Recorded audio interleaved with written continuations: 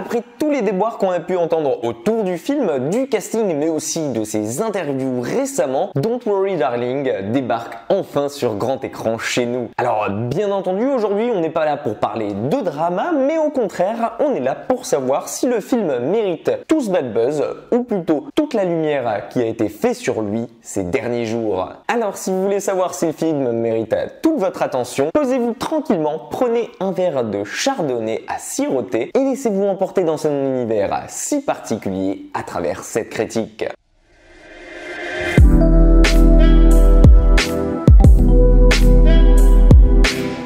Dans Don't Worry Darling, on va suivre la vie principale de deux personnages, à savoir celui d'Alice et de Jack Chambers, deux amoureux qui vivent au sein du désert dans une communauté paradisiaque. Ils ont en commun tous leurs amis, se réunissent souvent pour célébrer et faire des fêtes, et tous ensemble au sein de cette communauté, ils semblent vivre la vie parfaite aux côtés de leur chef Frank, incarné ici par Chris Pine. Seulement voilà, cette vie a un prix et visiblement tout le monde ne peut pas y avoir accès, et surtout tout le monde n'est pas fait pour vivre cette vie. Les hommes et les femmes sont séparés durant la journée, les hommes travaillant au sein du désert sur le projet Victory, un projet classifié top secret fondé par Frank justement et sur lequel les femmes n'ont pas le droit d'aller. Entendez par là qu'elles n'ont pas le droit de poser des questions à ce sujet, de savoir ce qu'il se déroule en plein désert en dehors de la ville là où elles habitent, ni même de s'approcher de cette frontière interdite. Et quant aux femmes, justement, elles se contentent de vivre leur vie à leur rythme en étant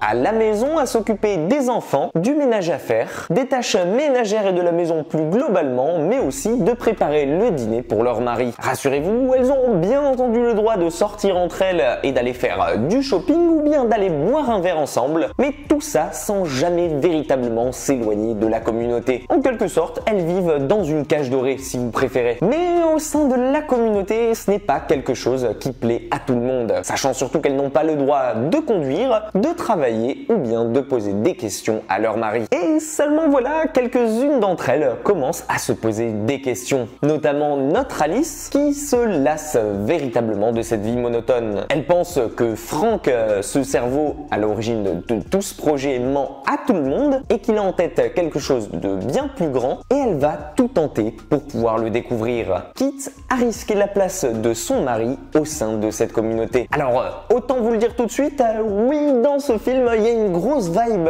assumée et nostalgique des années 70. Que ce soit déjà de par son esthétique qui vous le rappellera globalement, ses musiques bien entendu, mais aussi son propos qui vous le rappellera quasiment tout au long du film. Et autant vous le dire tout de suite, vous n'êtes pas prêt de découvrir ce qui vous attend ici. Car oui, ce Don't Worry Darling, dont on sait au final si peu de choses quand on se lance dans son film, est bel et bien un thriller mystère façon Shutter Island. Inutile de vous le rappeler, je ne vous spoilerai pas durant cette critique. Et je vous laisse bien entendu le soin de découvrir le twist de ce film au cinéma. Mais je peux vous assurer en tout cas qu'une chose est sûre, Olivia Wilde m'a bluffé du début à la fin de cette nouvelle réalisation. Autant de par justement son esthétique et sa mise en scène qui globalement sont les deux choses qui ressortent le plus flagrant du film, tellement elles sont réussies et tellement personnellement elles m'ont scotché au sein du fauteuil quasiment pendant les 2 heures que dure le film. Mais alors, parlons aussi du casting qui est, ma foi, tout simplement parfait. Que ce soit déjà Harry Styles ici, qui se démarque globalement, puisqu'on s'attendait pas à ce qu'il soit autant convaincant dans le rôle principal, aux côtés de Florence Pugh, qui, elle, est tout simplement extraordinaire. Tant elle arrive à ce point, grâce au scénario du film qui nous fera vivre le film à travers sa vision et à travers ses yeux, et franchement, elle se démène pour nous amener avec elle dans ce trip dystopique. Et ma foi, je pense que ça va rappeler à plus d'un son rôle dans Midsommar. Et autant vous le dire tout de suite, vivre comme ça ce cauchemar permanent à travers ses yeux et se sentir tout autant enfermé qu'elle, eh bien j'ai trouvé ça brillant. Et honnêtement, pendant l'espace d'un court instant, je me suis retrouvé de nouveau en face de Teddy Daniels quand je l'ai rencontré pour la première fois à travers les yeux de Leonardo DiCaprio quand j'ai vu Shutter Island. Et si vous me connaissez bien et que vous avez autant adoré ce chef-d'œuvre que moi à l'époque, eh bien je peux vous assurer que ce Don't Worry Darling est totalement fait pour vous. Honnêtement, j'ai